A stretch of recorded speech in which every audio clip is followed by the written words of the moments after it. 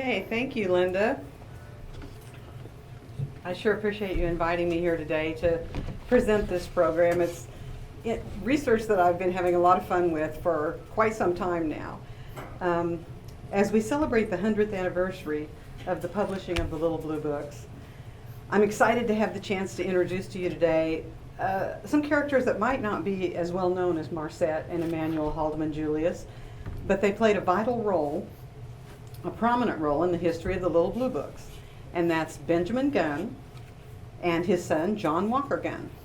About 25 years ago, I was outside working in my yard in Arcadia, Kansas, and a woman pulled up in a pickup truck, rolled down her window, handed me out a book and said, "I think this is some kin of yours, and I thought you might like to have it." The book is called The Son of a Gun, and it's written by Benjamin Jesse Gunn, published in 1893.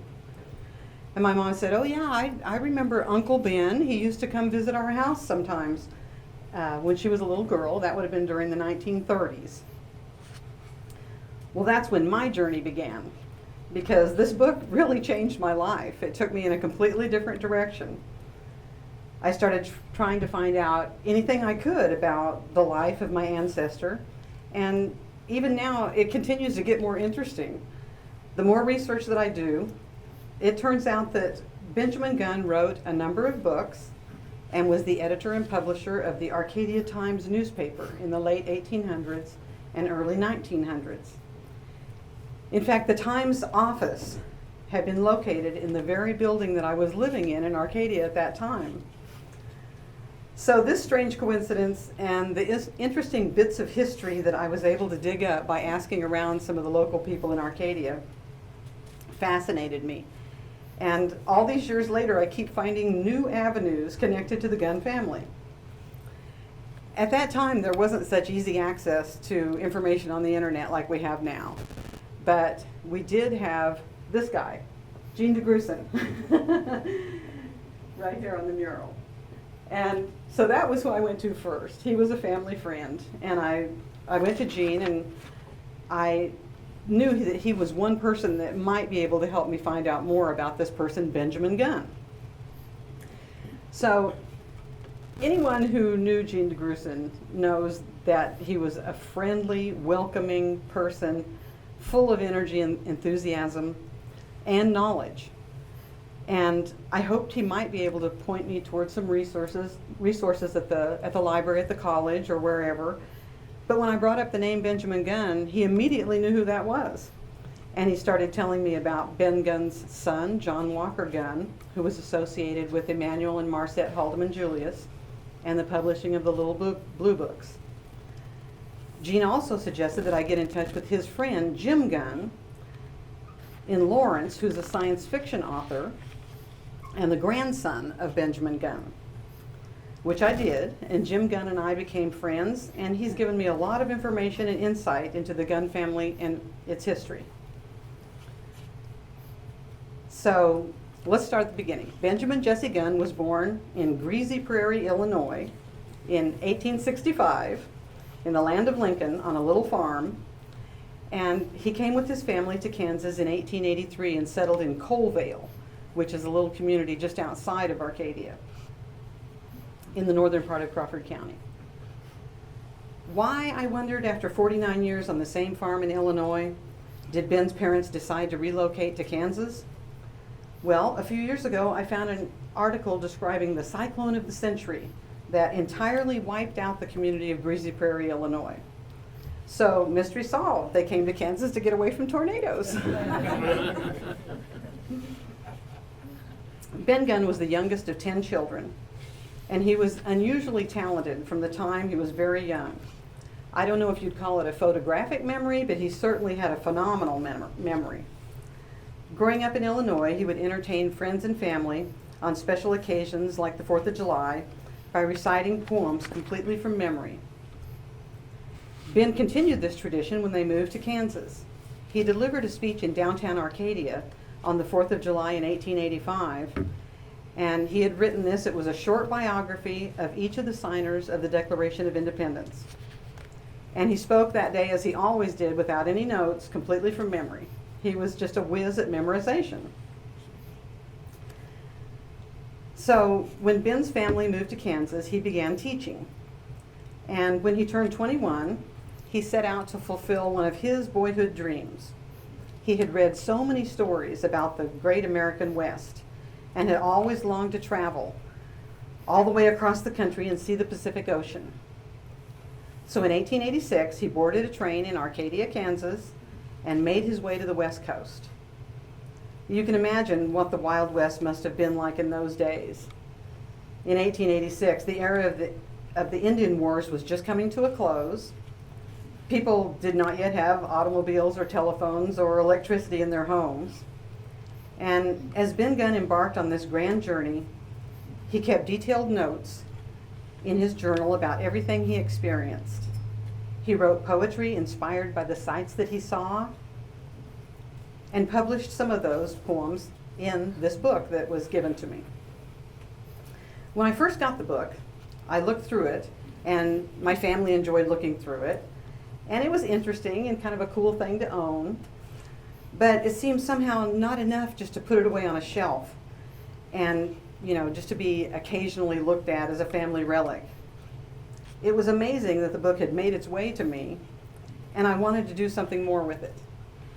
So one day as I was reading some of the poems, they started sounding like songs in my head. I was hearing melodies, so I began writing songs using Ben Gunn's words. And pretty soon I'd written 10 songs, enough for a CD. With the encouragement from my family and the help from my son, who's here today, Eli. Eli had recording equipment and helped me record a CD of all the songs that I had written that were inspired by Ben Gunn's poetry. And that CD is called The Journey. So I'm going to sing a song for you now that's the title track from that CD called The Journey. And it's from Ben Gunn's poem about his trip from Arcadia to the West Coast.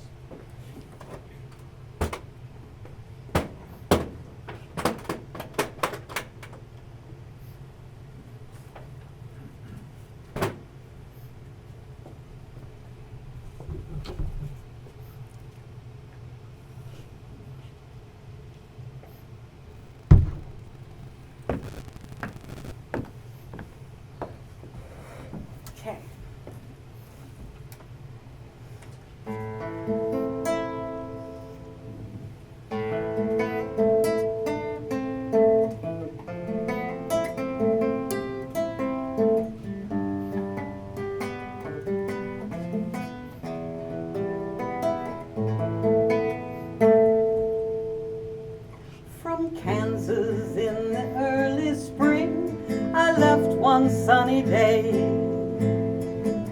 headed for the golden west. How far my journey lay. On Kansas River's southern side, a range of hills stands high. Beneath the sun at bright noontide, it greets the passers-by. Farther on as one goes through, where but few houses stand, no hills, no trees obstruct the view, a level treeless land.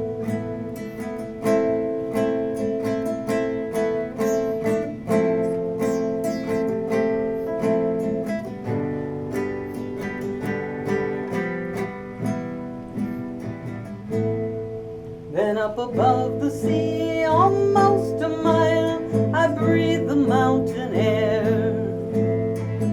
Stroll around and all the while, rain quiet everywhere. As I pass through dale and glen, I peer through dismal light to see what I had never seen before, a rare and awesome sight. The yellow man and the black man, the white man and the red man, all together on one platform stand beside the railroad track.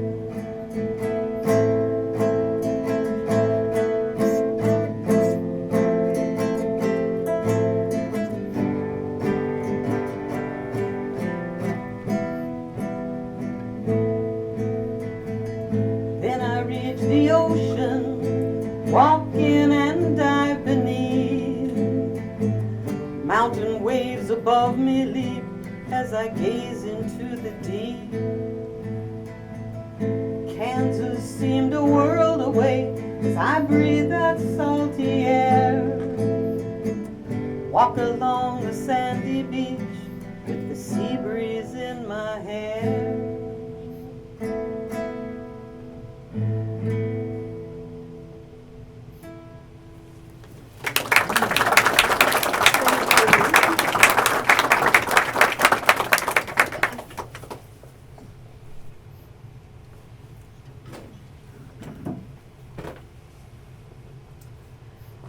So, when Ben Gunn got back from that trip to see the West Coast in 1886, the first thing he did was start planning another trip because he was hooked. The travel bug had bit him, and that's what he really wanted to do with his life, was spend it traveling. So he decided on a project to trace his family tree, and this was still when he was only 20 years old. You know, a lot of people get interested in their family history or genealogy when they get older, but at that young age, you know, he had the advantage that so many of his relatives were still living. He could travel around and, you know, hear the stories firsthand from them. So he started traveling around the country, visiting every living relative he could find and gathering stories and information about his family history.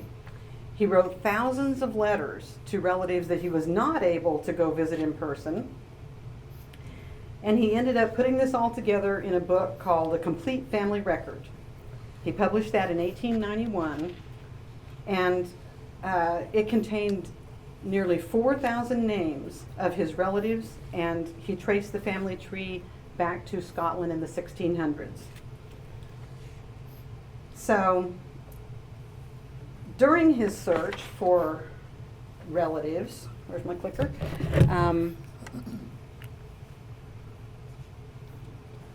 Okay, so this is the title page of the book, The Son of a Gun. This is the book that was given to me.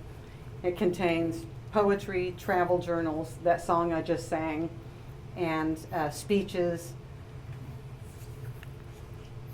So when he was traveling looking for information about his family tree, he met Louise in Alabama. And before long, he went back to Alabama and got Louise, brought her to Kansas to be his wife. They raised 4 children together and remained married until his death in 1939. Benjamin Gunn was the first member of his family to receive a higher education. He studied at the Normal School in Illinois and began teaching in Kansas in 1885, later becoming principal of the Mulberry Schools. He studied law and in 1893 was admitted to the bar. He chose as a career, though, something that he found a little more exciting, which involved travel, and that's journalism.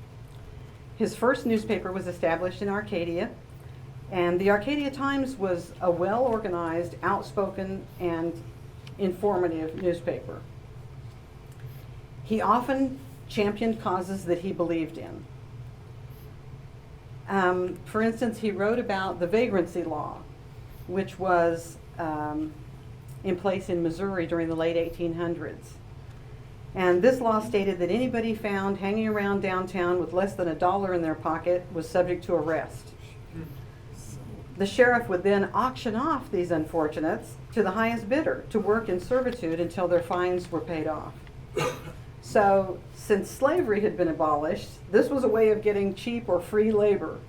And the New York Times reported then when it was finally repealed. So, Ben had written a poem called The Vagrancy Law, and I also made a song out of that. So I'm going to sing that for you. And he wrote that poem and published it in his newspaper, and then it was picked up by other newspapers. So I don't know how much influence Ben Gunn may have had in getting this law repealed, but he certainly was speaking out about it. When laws are made by men of wealth, do they consider the poor man's health? Do they even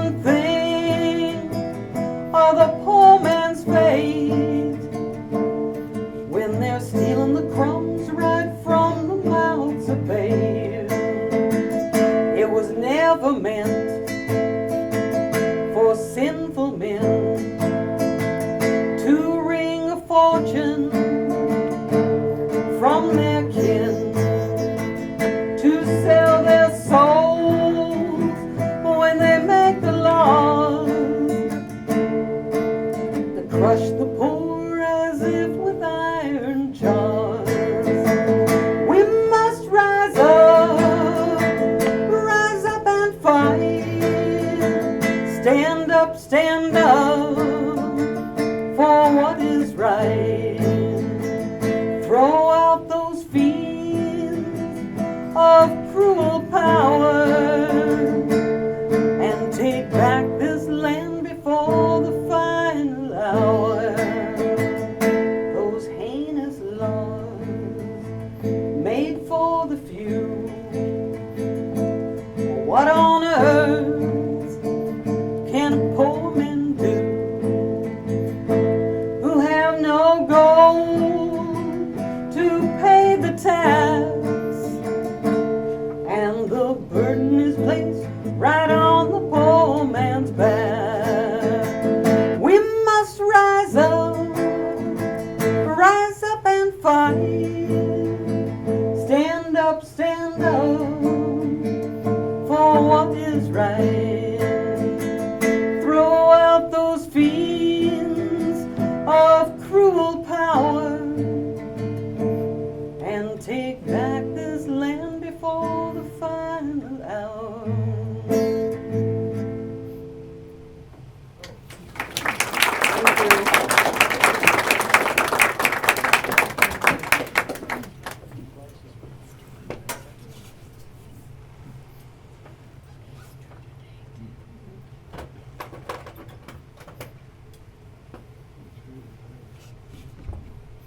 So that poem was written by Ben Gunn, of course, over 100 years ago, but oh, is it relevant today?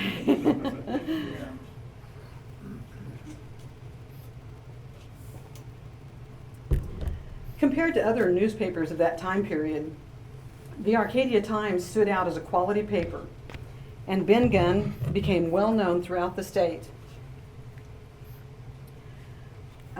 He attended many political conferences, meetings of journalists, and fraternal orders, another chance for him to travel, and he became friends with many politicians and editors across the state of Kansas.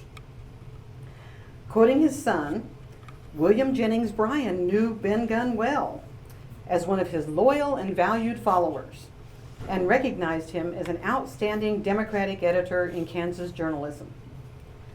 There was many a novel slogan, many a shrewd idea, many an innovation of publicity that leading Kansas politicians owed this imaginative editor of a small but distinctive newspaper, end quote.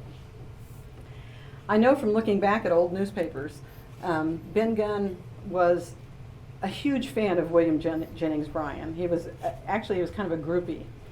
He attended every speech that Bryan gave anywhere in this area, and Ben used his own newspaper to encourage people to vote for Bryan.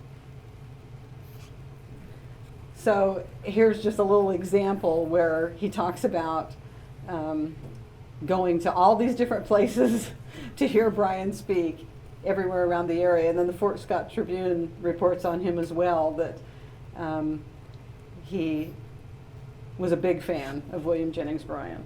In his newspaper, sometimes there'd be in the different columns a break here and there that just said, vote for Bryan, and then it'd go on with a news story, and then it would vote for Bryan again over in another place. So Ben had the newspaper in Arcadia for over a decade before moving to Girard. And then later he started a newspaper in Pittsburgh called the Pittsburgh Democrat. But after 20 years as a successful newspaperman, Ben decided in 1913 to change the course of his life entirely. He had always longed to travel, and he just wasn't getting to do that quite enough. So that journey back in 1886, when he was only 21 years old, had really just set his heart on fire, and he wanted to see more of the world. Plus, he had this crazy idea that he wanted to visit every county in every state in the United States.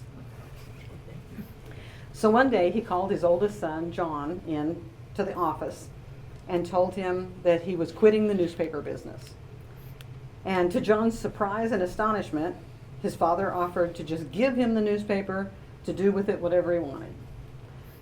Some years earlier, Ben had written a couple of poems. One was the life of Abraham Lincoln, and the other the life of George Washington. And both of these biographies were written entirely in rhyming verse, and each contained exactly 1,000 lines, because that's the kind of guy he was.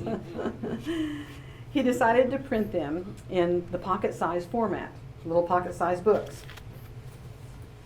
And voila, he became a traveling salesman. For the next 25 years, Ben Gunn visited Masonic lodges around the country. He even took a ship to Havana, Cuba, to visit the Masonic lodge there, after he had already been to Masonic lodges in all of the 48 states.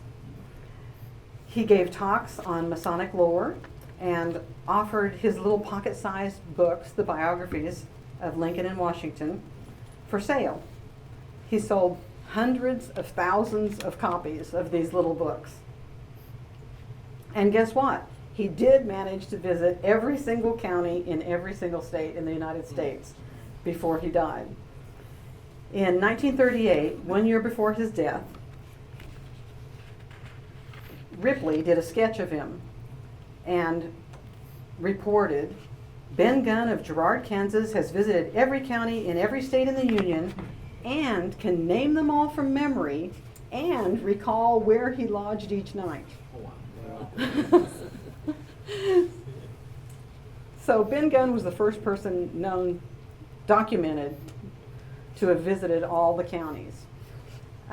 It wasn't until 1976 that the next person was able to accomplish that. His name was Arthur Palmer. And that was 40 years almost had gone by before another person was able to do what Ben Gunn had accomplished. And of course, by 1976, there were airplanes. There were lots of modern transportation ways to get around. I know Ben used the train a lot back in his day, and horse and buggy, whatever. I know one instance I read about, he did walk to the next county because there just wasn't any other way to get there. So by 1976, this other person had accomplished that, and it looks like today about 60 people have accomplished that and documented that they were able to visit every county.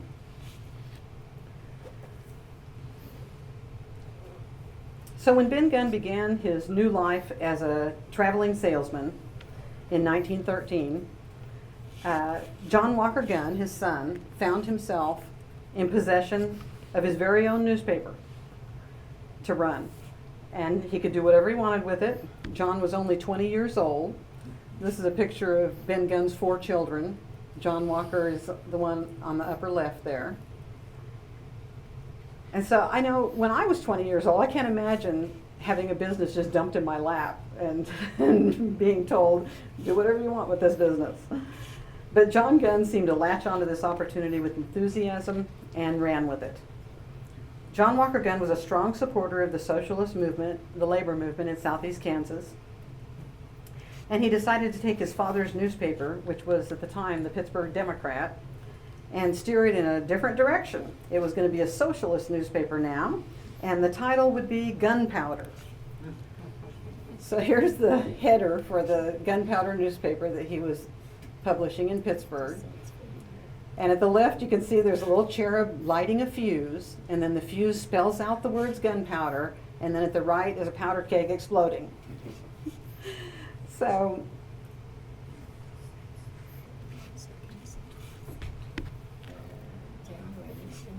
each issue of the paper John Gunn referred to as this week's explosion. And in the first explosion of gunpowder, Benjamin Gunn wrote a farewell to his readers. It goes, here's a little bit of it. With this week's issue, what has heretofore been known as the Pittsburgh Democrat passes from under my control. My successor is my eldest son, John. It is his to use without limit as to time or matter. I sincerely thank those who have favored me in the years that are gone, and close my newspaper career by asking them one and all to lay aside whatever prejudices they may have and be generous enough to give a young man a chance to show the world what he can do. Benjamin J. Gunn. Benjamin wasn't entirely in agreement with his son's ideas on socialism, but he felt like he wanted to give him a chance and let him see what he could do. So Ben Gunn, at that point, takes off and lives a life on the road. And I mean, this is something that's kind of hard to imagine. The rest of his life he spent traveling. So I'm guessing he just had maybe a small satchel with a change of clothes and spent the rest of his life traveling around, visiting every county. And he would come home once a year during the holiday season to be with his family and to get more of his little pocket-sized biographies that he was using to sell. So in that same issue, the first issue of Gunpowder, John, his son, who's taking over the newspaper, writes this: "In presenting the initial explosion of gunpowder to the reading public, more especially the laboring portion thereof, I deem it wise to explain its nature and carefully define the policy I plan to pursue. Know ye then by these presents that Gunpowder is a socialist newspaper. Gunpowder is exploded solely and exclusively in the interest of the working class. Its prime and particular purpose is to propagate the tenets of scientific socialism." And he goes on there for like several more columns, and then he ends it with, "For myself, I am truly convinced that we could have socialism tomorrow if the masses of people were sufficiently educated and enlightened to demand and secure it. Fundamentally, it is ignorance which is responsible for the continuation of the capitalist system."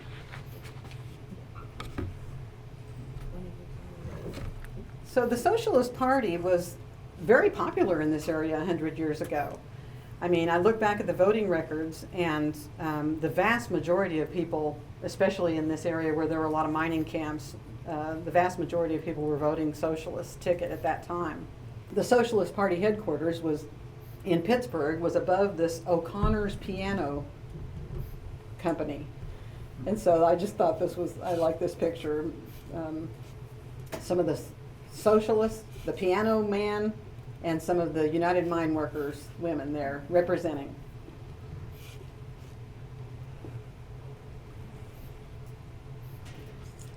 So in John's first explosion of the gunpowder, we have him bringing up this education for the masses. He was writing this in 1913, and so it seems that Emanuel Julius at that time, who was still in New York, must have been thinking along those exact same lines about that exact same time. And their meeting and working together must have been written in the stars. It was destiny. John published Gunpowder for about a year or so before deciding to join forces with the hugely popular socialist newspaper in Girard, The Appeal to Reason. Here's a picture of some of the guys at work at The Appeal to Reason. He signed on there as assistant editor and staff writer. John had written about J.A. Wayland, the founder of The Appeal to Reason, in an article for the Progressive Woman in 1913, only a few months after Wayland's death. John describes Wayland as having had a profound influence on the youth of Girard. He explains how Wayland would engage young people by showing a genuine interest in what they were interested in. So this is an article he wrote for the Progressive Woman. And in it he says, "It was this uniform good nature of Wayland's that enshrined him in the hearts of the young people. The man or woman who treats a boy or girl lovingly instead of harshly has won that boy or girl forever. J.A. Wayland did not scorn to speak to those upon whom good society looked askance. He rather sought them out with special zeal. He knew, as all philosophers and men of noble mind know, that no matter how dissolute and degenerate a person may be, he's open to redemption. And instead of giving those unfortunates a kick downward, he knelt like the fabled Good Samaritan and gave them a lift upward." John finished the article about Wayland with these words, and remember this was a little more than 100 years ago. "In the little village of Girard, there is quite a large circle of intelligent and idealistic young people, pregnant with immense possibilities. It is the fruit of J.A. Wayland's tireless work. This is the monument which most fitly commemorates the name of this noble man. No tombstone that mortal hands can fashion is equal to its splendor." Well, John's family had moved from Arcadia to Girard some years earlier, so John is speaking here from personal experience. He was one of those youth in Girard who was so profoundly influenced by J.A. Wayland. And in 1915, it was John Gunn, on behalf of the Appeal to Reason, who met Emanuel Julius at the train station when he arrived in Girard, Kansas, from New York. Emanuel was welcomed as the newest addition to the writing staff at the Appeal to Reason. He had been offered a substantial wage increase to come to this tiny town way out in the middle of nowhere, Kansas. And even though Girard was a small town in an out-of-the-way location, its socialist newspaper was well known, with a subscription list of over 100,000. It was the largest private printing operation in the country, second only to the U.S. government. John Gunn had rented an apartment for Emanuel across from the courthouse on the square in Girard, and the two of them immediately hit it off and soon became best friends. They were often seen in the evenings strolling around the town square, deeply engaged in conversation.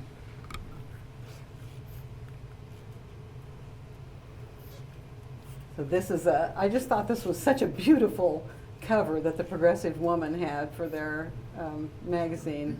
And this is the article that I was just referring to where John Gunn writes about J.A. Wayland so fondly. So about that same time, we have Marcet Haldeman, who was also traveling from New York to Girard, Kansas. She was from Girard, but had received her education back east, and after graduating, went on to become a working actress in New York, studying under the direction of Cecil B. DeMille. When the news of her mother's illness reached her, she returned to her hometown of Girard and took over the operation of the bank, which her mother had been running. Marcet's mother was actually a trailblazer for women in banking. Marcet stepped into that role and carried on as head of the family's business. And Jean Marcet was her stage name. So this is a picture of her in her acting during her acting days. Upon returning to live in Girard, Marcet was dismayed to see the conditions of mine workers and their families living in shacks huddled around coal camps. She felt bad for the young people who had nothing much to do and little, if any, entertainment. One evening on her way to the theater, she realized her privilege, and she made up her mind to create something that would be nice for the youth in the coal camps. She saw a need, and she decided to do something about it. So Marcet created the Radley Jolly Club. And this was a place for young people in the coal camps to gather together. She purchased a building and some land where she worked with the teenagers to create a space where they could gather, socialize, read books and magazines, play games, and just have fun. I think you can kind of see Marcet is right in the center of the front row there. She's the one that has a little bit nicer clothes than everybody else. Marcet walked the walk when it came to helping those less fortunate. When Marcet met Emanuel, it seemed like the perfect match.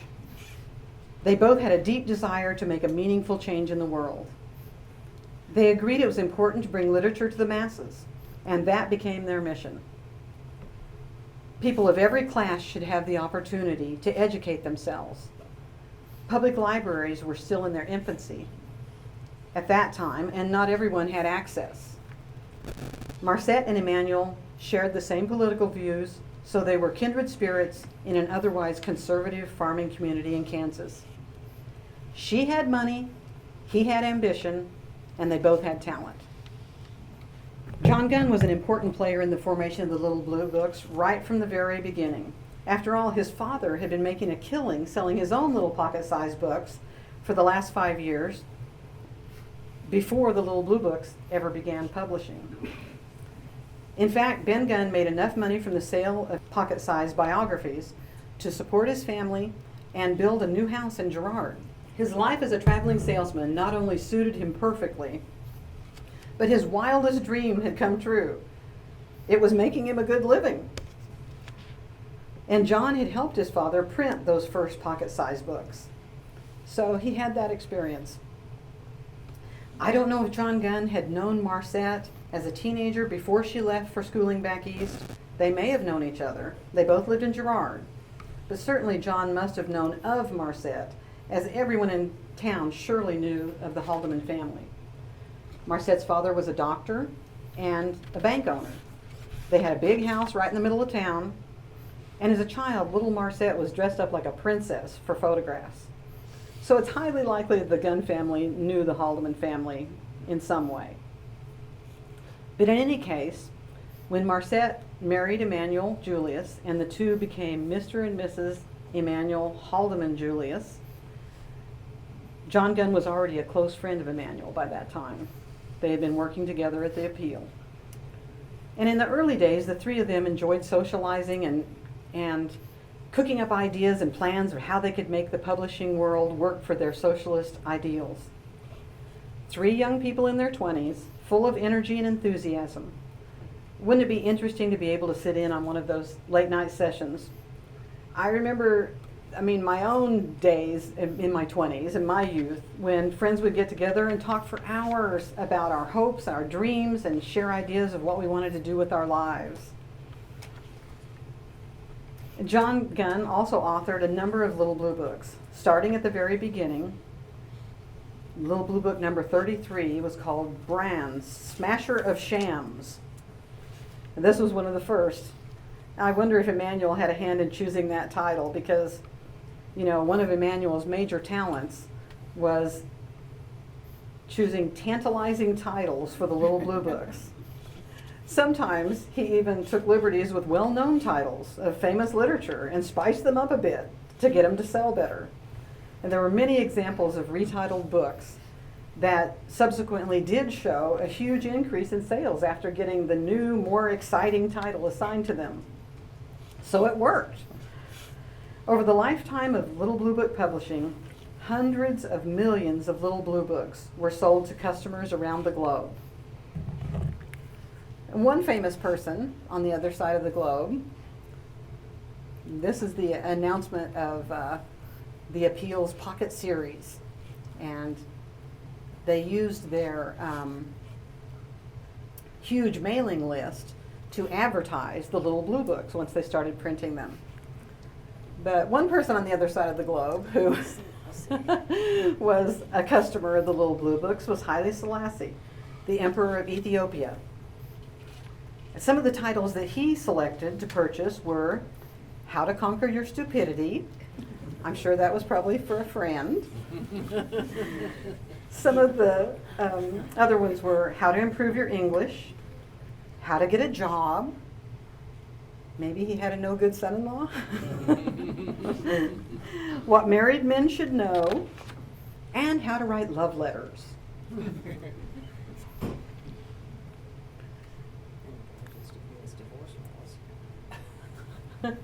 Yeah, the love letters maybe should not be coming after the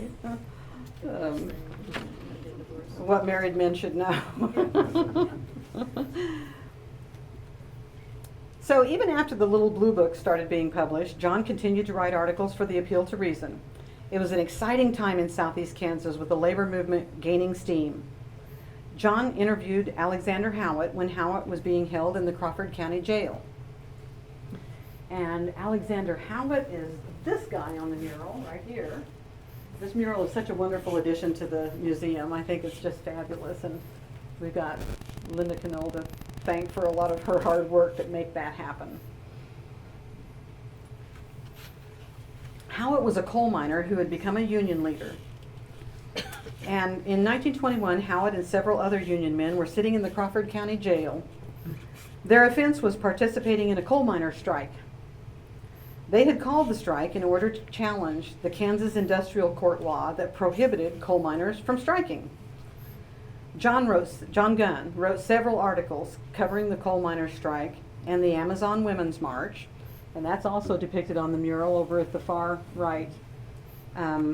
This was when hundreds or maybe thousands of women, we're not sure exactly how many women took part in this, but a lot of women marched in support of the coal miners. So John was reporting on local news, but it was of national interest. The Appeal had subscribers all over the country and around the world, and the coal miners of southeast Kansas were making history. Many of you probably know the story of the big coal miner strike, but for those of you who aren't familiar, here's a little story behind it. The new Kansas law prohibiting coal miners from striking was just begging to be challenged. So there came to the attention of the local union leaders the case of a boy named Carl Mishmash. Carl had been working at the coal mines from a very young age. And I know some of my own ancestors started working in the coal mines at age 11. So they were starting them young. The rules required that when a boy turned 19, he was supposed to get an increase in pay to full adult status. Young Mishmash didn't realize this and kept working for a while at the children's pay rate after he had turned 19. When he petitioned the mining company and asked to be reimbursed for his back pay, rightfully owed to him from the time of his birthday, they denied his request. So the story was made even more poignant by the fact that Carl's father had been killed and he was the only source of income for his family. The court proceedings that ensued were full of drama as they called one witness after another trying to establish Carl's birth date. There were 2 family Bibles with conflicting birth records in them. So that didn't solve it. They brought in relatives and friends and the midwife that delivered him, and they all testified, but no one could show definitive evidence of the year Carl was born. Then one of the witnesses who had attended Carl's christening came up with a vital clue. He remembered there was a group of people from Austria at the christening. Austria was the country of origin for the Mishmash family. The witness recalled the big fuss as the Austrians were all discussing the recent assassination of Princess Elizabeth, the Austrian empress. So the judge jumped up and ordered a clerk to get to the library and find out the date of that assassination. The date confirmed and proved the date of Carl Mishmash's birth, and the court ordered that he was owed the back pay. So a librarian saved the day.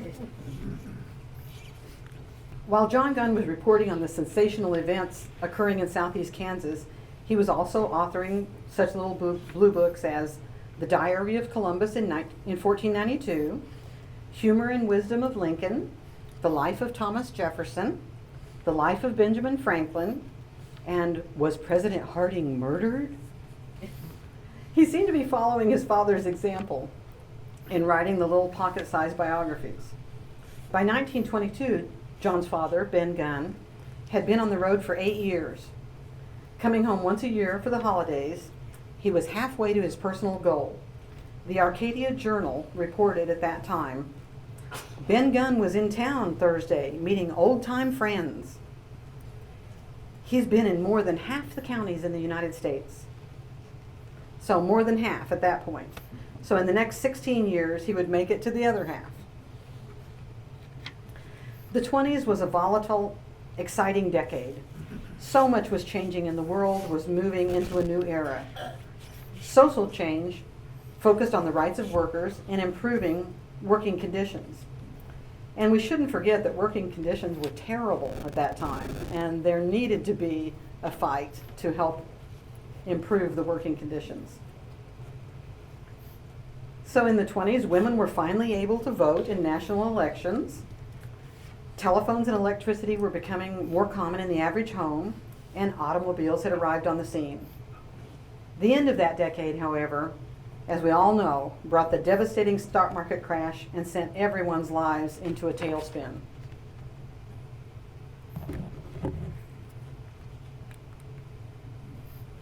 By all accounts, Emanuel Julius lived a lavish lifestyle. Marcet described in her letters that she was not allowed to use the nice typewriter, nor was she allowed to use the car.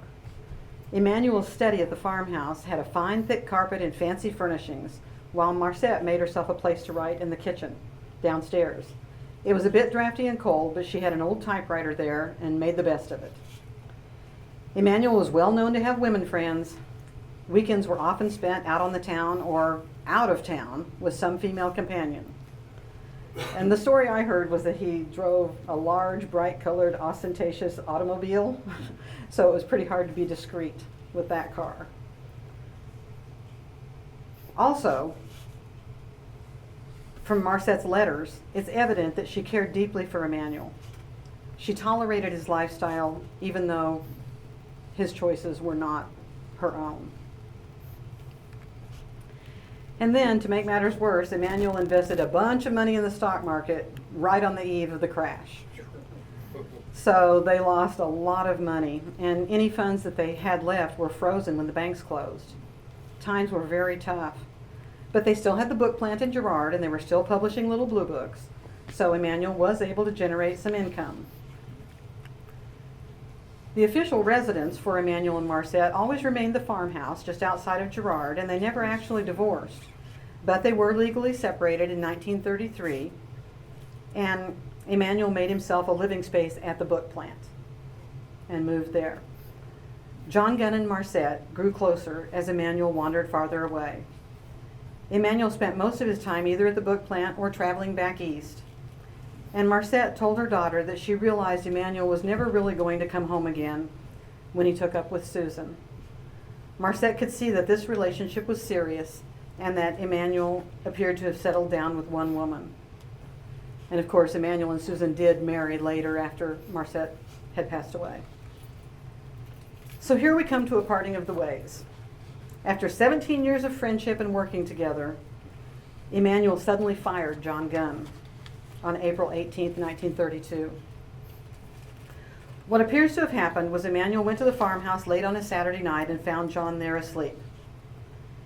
I don't know what words were exchanged between Marcet and Emanuel that night, but Emanuel must have said something about John being a bad influence. Even though Emanuel had moved on, apparently he didn't really like the idea of Marcet moving on. So John Gunn at that time wrote a lengthy rebuttal letter to Emanuel after he was fired. And that letter starts out, "Dear Emanuel, permit me to say calmly that your attitude puzzles me."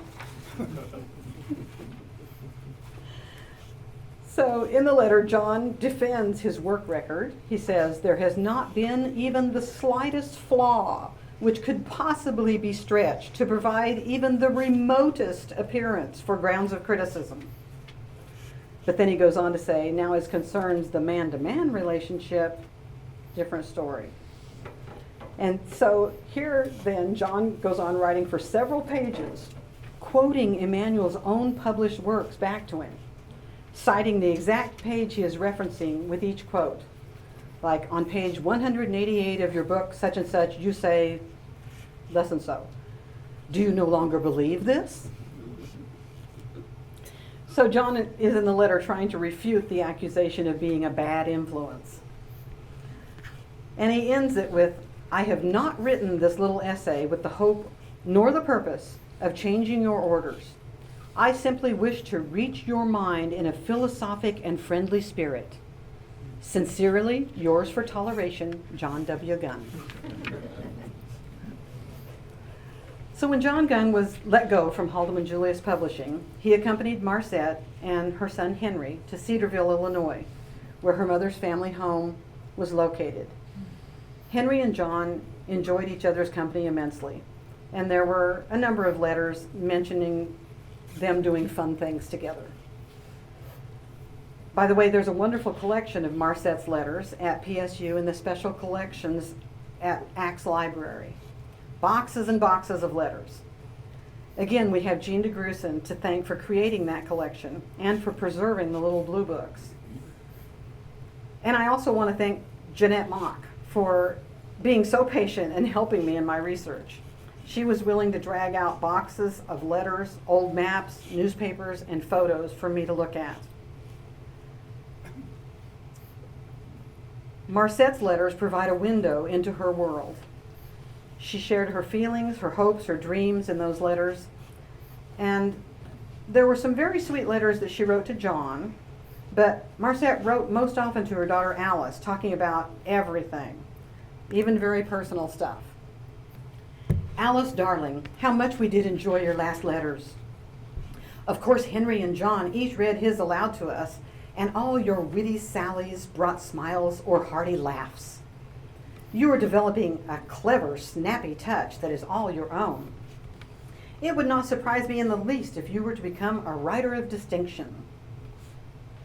Then there's a few pages about the dogs, the horses, fence mending, farm stuff, and then Marcet continues. You never saw anyone able to spend as little as John. He bought himself a pair of corduroy pants for $1.98 and a sweater for the same, and wears them all the time, except when about once a week he and Henry and I go to a talkie. That way John saves his good clothes, for he doesn't know when he can ever buy new ones. Aunt Mary slips into his room and gets his laundry, although John never asks her to do it. And she washes it so he doesn't have that expense now. He gets his Bull Durham tobacco, postage stamps, and a few Babe Ruths for Henry and himself now and then. And of course, each week he gives Aunt Mary $3. John never complains, but he knows that I understand. The greatest tragedy that can befall a man is to lose his job. When that is gone, the very foundation of the whole edifice of his life is gone. But never by a look or a word does John ever let me feel that the price he has paid for our relationship has been too great. The four of us, John, Henry, Aunt Mary, and I, live a quiet, simple, orderly life, and a peaceful one.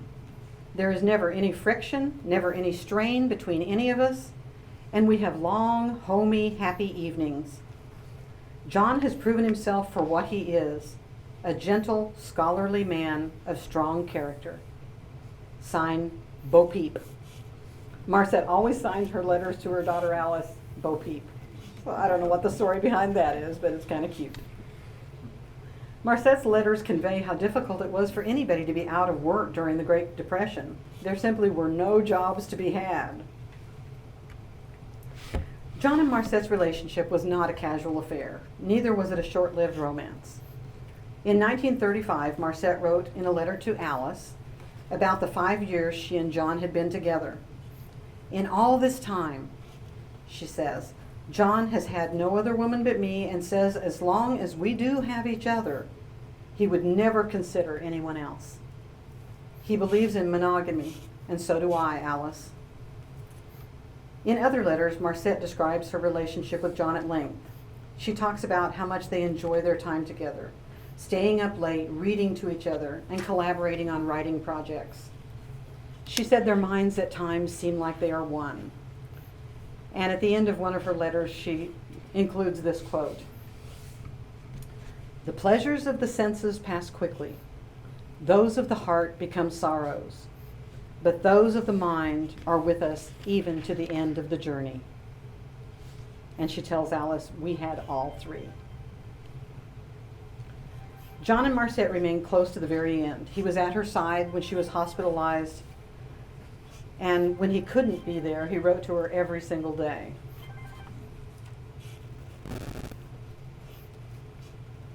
In 1941, when Marcet died, John wrote a beautiful eulogy that was read at her funeral.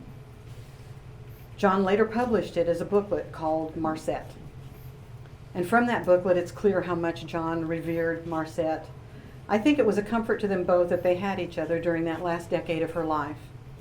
Here are a few words from John's remembrance of Marcet Haldeman Julius. Loftiness of thought and purity of feeling were as natural to Marcet as the air she breathed. She had courage, too, never flinching from what is right, and a sense of justice that permeated her mind and surged with every beat of her heart. Of her heart that was too strong and eager and brave for a tame and loitering dole of years. Yes, Marcet lived so much, it seems, she could not live so long. Marcet had a personality that was unstinted in its charming and wholesome variety. But there is one quality that shines forth from all the rest as a symbol of Marcet's life and character. That quality is love. Marcet loved men and women and children and dogs and horses. She loved the birds and the flowers. She loved books and poetry and ideas. She loved the music of nature and of art. She loved the sun, the wind, the stars, and the storm. And she loved the moonlight. Indeed, Marcet was a rare incarnation of the very spirit of love. John Gunn never married. He never had any children. I think it is kind of interesting, his younger brother, who looked up to him, named his two children John Walker II and Marcet. John was eventually able to find work in Kansas City in the printing industry, and living in the city put him close to his brothers and their families. His nephew Jim remembers one of the most important events in his young life. When he was only 14 years old, his Uncle John took him to hear H.G. Wells speak. Jim was swept into the world of science fiction, and from that day on proceeded to spend his whole life writing, teaching, and promoting science fiction. James Gunn is a professor emeritus from Kansas University and created the Science Fiction Institute there. James has written dozens of books. I have a few of the paperbacks I've been able to find in in bookstores, used books, and they're in the case over there as part of the exhibit. Jim has also received many honors and awards, including being inducted into the Science Fiction and Fantasy Hall of Fame. And here's a book that he recently wrote. He's now 96 years old, still living in Lawrence, and just published this autobiography. It's called Star Begotten, A Life Lived in Science Fiction. Published this in 2017. Jim remembers his grandfather, Benjamin Gunn, who used to come to visit their home in Kansas City once a year. Ben would give each of the boys an apple and a nickel, and Jim remembers that his grandfather would play solitaire and mutter to himself as he played. He later learned that Ben was reciting things he had memorized to keep his memory sharp. Ben was there not just to visit, but to pick up more copies of his little pocket-sized books that Jim's father had printed up for him. Jim's father was Wayne. He was Ben's middle son, John Walker Gunn's younger brother. So, when Ben Gunn passed away in 1939, John Walker wrote a tribute to his father, which was read at his funeral. And here's just a little bit of it. Ben Gunn was self-reliant, industrious, and realistic in his attitude towards things. Yet while practical and close to earth, he had aspects of uniqueness, and the direct tale of his life had a silver binding of dreams. He was upright and generous in all his dealings with his fellow men. The homespun thread of integrity running through, without a break, through the fabric of his being, gave it a substance and native hue that were only made stronger and brighter by the world's wear. Unusual things appealed to Ben Gunn, to the poetic, imaginative side of his nature. His capacity for dreams was the brightest. His faithfulness to duty was the noblest feature of his character. So when Ben Gunn had an amazing life. He was a poet, a school teacher, postmaster at Colvale, a school principal, a lawyer, a public speaker, a newspaper editor and publisher, and a man with a phenomenal memory who could recite the name of every county seat in the United States and where he lodged the night. I think of John Walker Gunn as a very intelligent, creative man. Here are some of the little blue books that John Gunn wrote. John Walker seemed to me a very intelligent and talented man who grew up in the shadow of a larger-than-life figure. His father, Ben Gunn, was certainly an extraordinary person. And despite any success that John Gunn had as a writer himself, his adult life also found him in the shadow of a larger-than-life figure in Emanuel Julius. There's some more of the books that John Gunn, little blue books that John Gunn authored. quite a few. This is just a few that I happen to have. John Walker Gunn passed away in 1960 and is buried in the Girard Cemetery next to his parents Benjamin and Louise Gunn. His gravestone is inscribed with, "He loved the beautiful."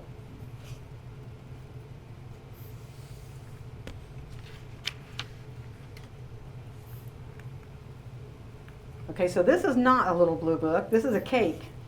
It was a cake that was served at the Little Blue Book Symposium this spring at PSU. I was so impressed with this beautiful cake, and it's big. It's a very large cake. I just wanted to show you the picture of the cake. It was created by Sweet Designs Bakery in Pittsburgh.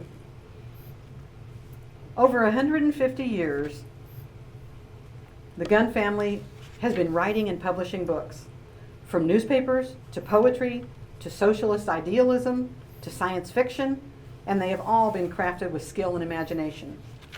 It's been a lot of fun for me to travel back in time and learn their stories, and I hope you've enjoyed hearing about it too. Thank you.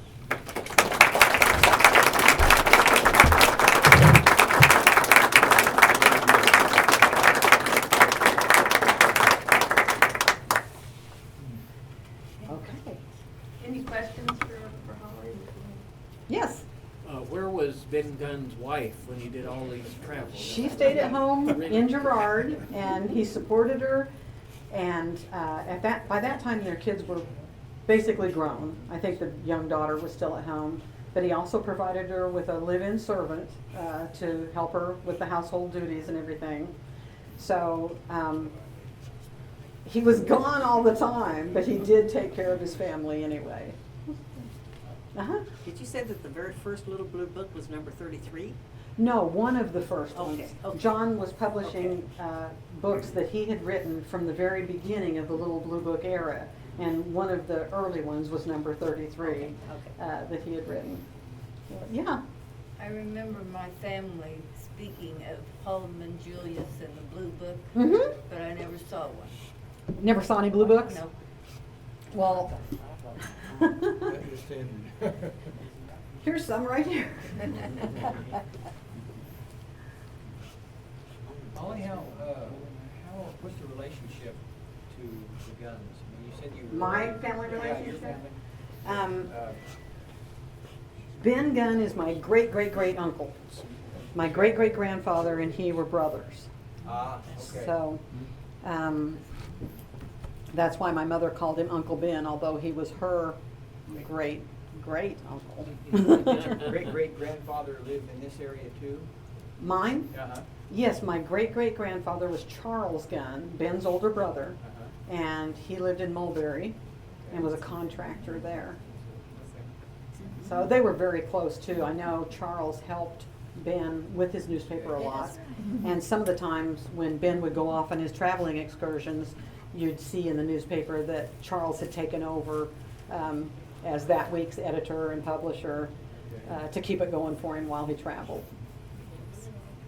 Yeah. In Fort Scott, south of Fort Scott, there's a Gunn Park. Do you know if that? There is. No, that's a beautiful park, but it's a different Gunn family, coincidentally. It's not the same Gunn family. Yeah, do you know if Upton Sinclair ever actually visited the Philly newspaper? Yes, he Or did, you and just hear about it? yes, Upton Sinclair did visit Girard, and in fact, Marcet wrote a little book called Famous Visitors to the Farmhouse, and she talks about him in that. And Clarence Darrow, oh gosh, I know Linda and JT can probably name a lot more of those famous visitors that came to the farmhouse. Off the top of my head, who? Durant, William Durant, but Upton Sinclair wrote The Jungle in Girard in a serial form for J. Wayland. You know, that's how it got Originally in published Field in the beginning. Yes. In fact, I've been kind of collecting Little Blue Books now that I've found out all this, and just recently I was able to get, I think there are 7 of the Little Blue Books that are The Jungle in serial form. They published it in separate Little Blue Books during that time. Uh-huh. Do you know how much he sold his 2 autobiographies when he was doing all his travels? What did he sold for, a nickel a copy or a dime or? You know, I do know that. I'm having a little trouble remembering because in one of the newspaper articles, when he came back to visit, he went to the Iola newspaper. He knew a lot of the newspaper people around the state. Yeah. And when he went to the Iola newspaper, he had this little exchange with them where he brought his little biography and tossed it down on the desk and told and bragged about how he'd been, you know, to so many counties and sold so many books. And so at the end, he said, gosh, you owe me, I think it was 80 cents. And so the publisher of the Iola newspaper then wrote a nice article in the paper about Ben Gunn having visited and mentioning that he had been to so many counties and so many states or whatever. And so Ben Gunn dropped by the newspaper office again then the following day and said, hey, that was a nice article you wrote about me and my travels and everything. And the editor of the Iola newspaper said, yes, you owe me $1.25. And he said, advertising isn't free. But you know, it's amazing that they, just for selling books, that, I mean, 80 cents each or whatever, that you had enough money to. Well, his son, John Walker, says that that Ben Gunn sold hundreds of thousands of these little books. He was just a great speaker, a great salesman, and he walked the streets of the towns that he visited and sold his little blue books, and then a lot of them were also sold, like I was saying, at the Masonic lodges, because he would give speeches there and then at the end of his speech offer his books for sale. So.